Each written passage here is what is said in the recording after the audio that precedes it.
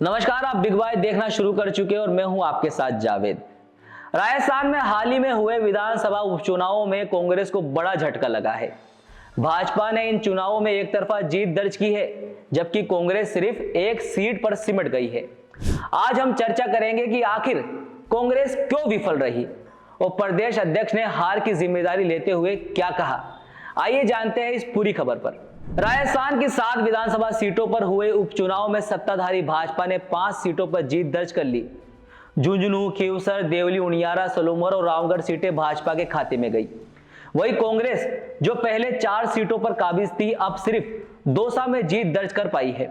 84 seat पर भारतीय आदिवासी party ने अपना कब्जा बरकरार रखा। कांग्रेस की इस करारी हार पर प्रदेश अध्यक्ष ने साफ कहा है कि चुनाव में सभी ने मिलकर काम किया, फिर भी परिणामों की जिम्मेदारी उनकी है। उनका कहना है कि चुनावों में दुर्विकरण, सत्ता का दुरुपयोग और धनबल ने भाजपा को लाभ पहुंचाया।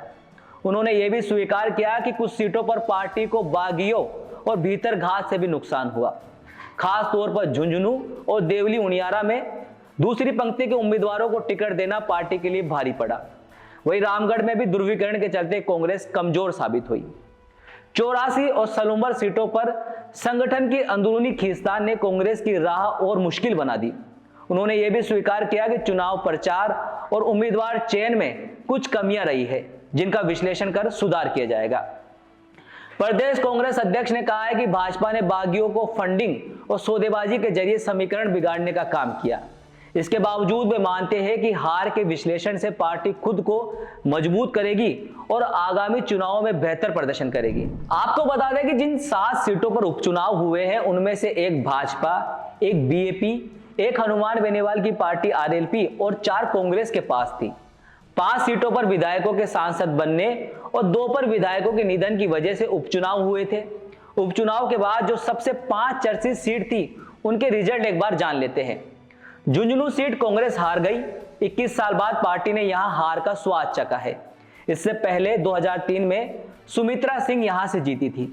अगर यहां पार्टी राजेंद्र सिंह गूढ़ा के साथ कांग्रेस की सहमति हो जाती तो यह सीट कांग्रेस को गंवानी नहीं पड़ती, क्योंकि राजेंद्र सिंह गूढ़ा ने कई वोट यहां कांग्रेस के काटे हैं। खींवसर में भाजपा के रेवत राम डांगा ने जीत दर्ज की।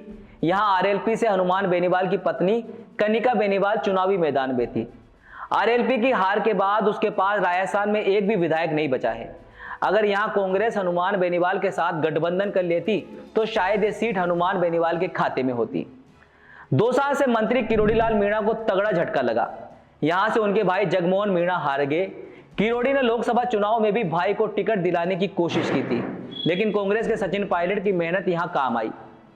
थप्पड़ कांड से चर्चा में आई देवली उनियारा सीट पर निर्दलीय नरेश मीणा दूसरे और कांग्रेस के केसी मीणा तीसरे नंबर पर रहे। नरेश मीणा ने एसडीएम को थप्पड़ मारा था। अगर यहां से कांग्रेस नरेश मीणा को टिकट देती तो यह सीट कांग्रेस के हाथों में होती। सलूमर विधानसभा क्षेत्र में आखिरी राउंड से पहले तक बाप के जितेश कुमार कटारा आगे चल रहे थे। आखिरी राउंड की गिनती के साथ ही भाजपा प्रत्याशी शांता देवी मीणा के खाते में यह सीट आ गई। तो कुछ इस प्रकार से यह सारा समीकरण रहा। तो यह थी राजस्थान उपचुनाव की पूरी कहानी। कांग्रेस के लिए यह परिणाम एक बड़ा सबक है, जबकि भाजपा ने अपनी रणनीति में जीत हासिल कर सत्ता में अपनी पकड़ मजबूत की है। अब देखना होगा कि इन नतीजों से कांग्रेस कितना सबक लेती है और आगामी चुनाव में अपनी स्थिति कैसे सुधारती है। इसी के साथ ही आज के लिए सिर्फ इतना ही। ऐसी ही जानकारी और राजनीतिक खबरों के लिए आप देखते रहिए बिग बाय। नमस्कार।